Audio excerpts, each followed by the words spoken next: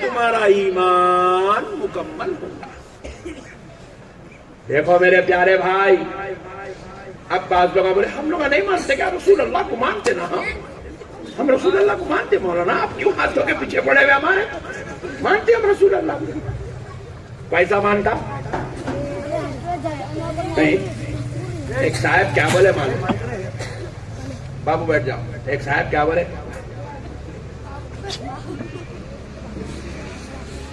Professor صاحب اس university جامعہ عثمانیہ کے professor ہیں، مگر بیچاروں کو پڑھنا لکھنا نہیں آتا۔ اس کو ماننا بولتے ہیں، زور سے بولا، ماننا بولتے ہیں اس کو۔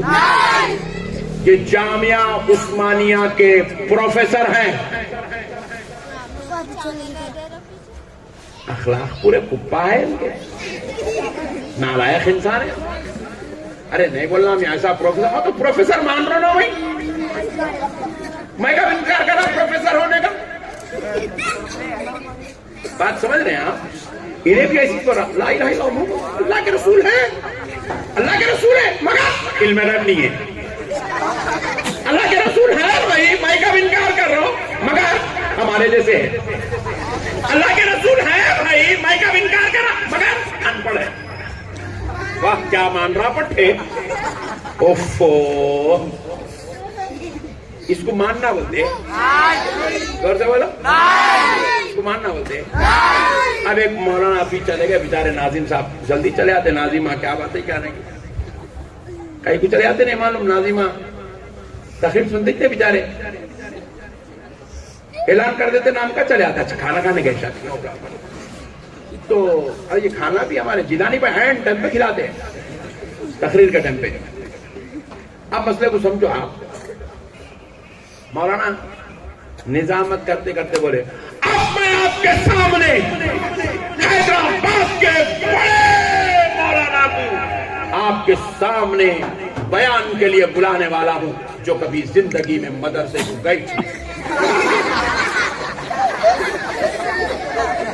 اب ایسے مولانا کا خطاب آپ کے سامنے ہونے والا ہے جن کو الف سے لے کے یا تک پڑھنے آتا ہی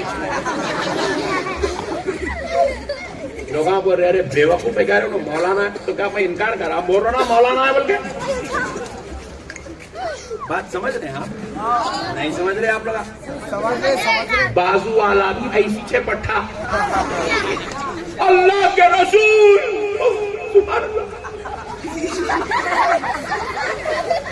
علم غیب نہیں تھا، پیٹ کے پیچھے کی خبر نہیں تھی، اللہ کے رسول ہے، ہماری طرح ہے، عام بشر ہے، آپ سے بھی خطا گناہ ممکن ہے، لا الہ الا اللہ محمد رسول اللہ۔ یہ کون سا ماننا ہے رے بھائی؟ اس کو ماننا بولتے ہیں۔ اسی لیے پٹھے کیا کرے، اب تک یہ گیم کھیلے، یہ گیمہ ان کی علماء کرام عوام کو سمجھا کے کر کے ان کو واپس پلٹا کے دے دیے، تو اب ایک نیا گیم نکالے پٹھے، صرف اللہ کو مانو، اللہ ایک ہے۔ ہم کب بولے رے بھائی؟ چار ہے، اللہ سے ایک ہی ہے۔ صرف اللہ کو ماننے سے ایمان مکمل نہیں ہوتا، اللہ کی وحدانیت کو بھی ماننا ہے، مصطفیٰ کی رسالت کو بھی ماننا ہے، علی کی ولایت کو بھی ماننا ہے، غوث الاعظم کو سردار اولیاء بھی ماننا ہے، غریب نواز کو عطائے رسول ہند الولی بھی ماننا ہے۔ اپنے گھر میں جو ماں ہے اس ماں کے قدموں کے نیچے جنت بھی ماننا ہے، اور جو باپ ہے اس باپ کو جنت کے دروازوں میں سے بیچ کا دروازہ بھی ماننا ہے۔ صرف اللہ کو ماننے سے دین مکمل نہیں ہوتا مسلمانوں، اللہ کی وحدانیت کو بھی مانو، قرآن کی 6666 آیتوں کو بھی مانو، ملائکہ کا ہونا بھی مانو، اور جو ہے کتابوں کا ہونا بھی مانو، انبیاء و رسول کا ہونا بھی مانو، قیامت کے دن اٹھائے جانے کو بھی مانو، تقدیر کے برے اور اچھے ہونے کو بھی مانو۔ ارے یہ ساری چیزیں جب مانتے ہو تب جا کے ایمان مکمل ہوتا ہے، کیونکہ یہ اتنا خطرناک دور ہے، یہ دور میں ایمان بچانا کمال ہے۔ یہ بڑا فتنوں کا دور، انتشار کا دور، اختلاف کا دور، اس دور میں ایمان بچانا کمال ہے، اور ایمان بچتا کیسے ہے مسلمانوں؟ ایمان بچتا ہے اللہ کے ساتھ، رسول اللہ کی ذات پر کامل یقین و ایمان رکھنے سے، اولیاء اللہ کی صحبتوں میں بیٹھنے سے، پیران کامل کا جھوٹا پینے سے، علماء حق کی صحبتوں سنگت میں بیٹھنے سے ایمان بچتا ہے۔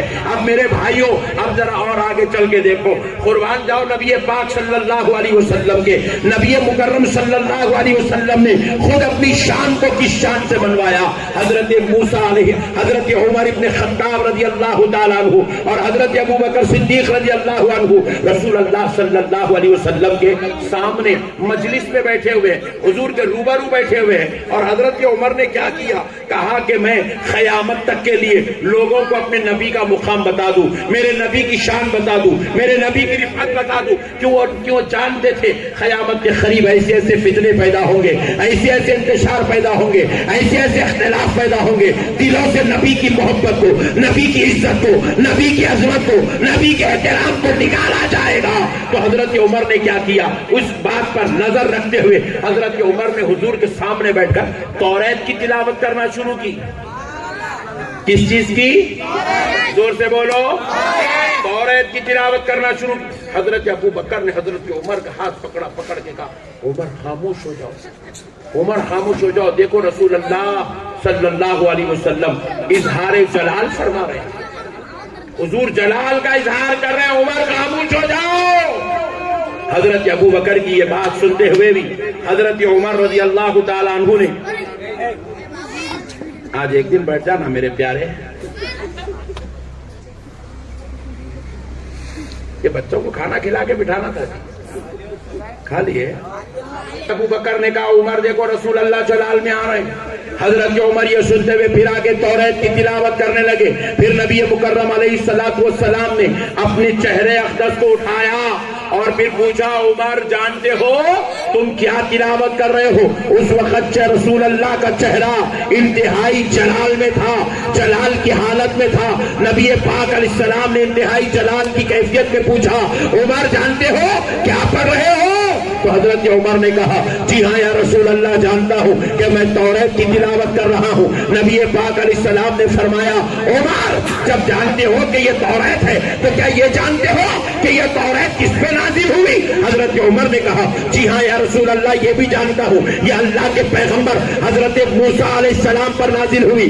تو پھر نبی پاک نے کہا عمر جب یہ جانتے ہو یہ توریت ہے یہ موسیٰ پر نازل ہوئی تو پھر یہ بھی جان لو کہ اگر آج حضرت موسیٰ بقید حیات ہوتے اس زمین پر ہوتے تو وہ اپنے اوپر نازل ہونے والی کتاب توریت کو چھوڑ کر مجھ پر نازل ہونے والی کتاب قرآن کی تلاوت قرآن کی تلاوت فرماتے۔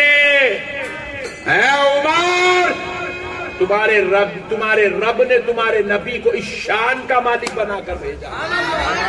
میں آ گیا، تمام نبیوں کی باتیں ختم، تمام نبیوں کی لائی ہوئی شریعت ختم، تمام نبیوں کے لائے ہوئے اصول و قانون ختم، تمام نبیوں کی آئی ہوئی کتابیں ختم۔ اب قیامت تک کسی کا ڈنکا بچے گا، مصطفیٰ کہتے ہیں محمد عربی کا ڈنکا بچے گا۔ کسی کی شریعت چلے گی تو کسی اور کی نہیں، آمنہ کے لال کی شریعت چلے گی۔ کسی پر نازل ہونے والی کتاب کی تلاوت ہوگی، ممبروں پر، محرابوں میں، میناروں سے، مسجدوں سے، گھروں سے اگر کسی کی تلاوت کی آواز آئے گی تو وہ کوئی اور کتاب نہیں، قرآن مجید کی تلاوت کی آواز آئے۔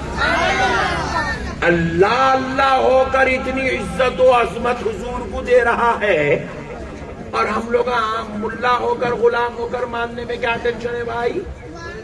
کوئی ٹینشن ہے؟ ذرا زور سے بولیے۔ چھوٹی چھوٹی باتوں پر آپ نبی پاک صلی اللہ علیہ وسلم کی عظمت کو دلوں سے نکالنے کی کوشش کر رہے ہیں۔ میں چند دن پہلے بنگلور ایئرپورٹ سے اتر کر قریب میں ایک علاقہ ہے ٹمکور، بائی کار ٹمکور کو جا رہا ہوں، ایئرپورٹ سے نکل کے عصر کی نماز کا وقت ہوا تو میرے کو جو ہے نوجوانوں کو بولا میاں میرے کو نماز پڑھنا ہے، ذرا کہیں مسجد ہے تو روک دو۔ بالکل قریب میں ایک مسجد تھی. اللہ بولے نہیں حضرت ایک اچھی مسجد آگے ہے, ہم لوگ وہاں لے کے چلتے آپ کو. اتنی پیاری مسجد ہے حضرت, آپ دیکھیں گے نا آپ کی طبیعت خوش ہو جائے گی. بولا ایسی کیا بات ہے بھائی؟ بولے حضرت پورے انڈیا میں اتنی پیاری مسجدیں ہوں گی, وہاں بنی ہوئی ہے, بہترین ہے, زبردست عالی شان انداز میں بنا ہے. میں بھی بڑا متاثر ہوا. میں بولا میاں گئے تک نماز کا ٹائم تو رہتا نا؟ بولے رہتا حضرت, یہی ہے بالکل قریب. چلو بولے گئے مسجد تو گئے تو بہترین زبردست مینار, ممبر, محراب, عالی شان مسجد. خاص بات یہ ہے کہ 1 پیس جانماز بچھے ہوئی ہے پوری مسجد میں. قریب جو ہے 700-800 گز کے اوپر مسجد ہے, ایک ہی پیس میں پوری مسجد کی جانماز بنی ہوئی ہے, ایک ہی پیس میں, کٹ نہیں ہے کہیں بھی. اسپیشل پٹھے جو ہے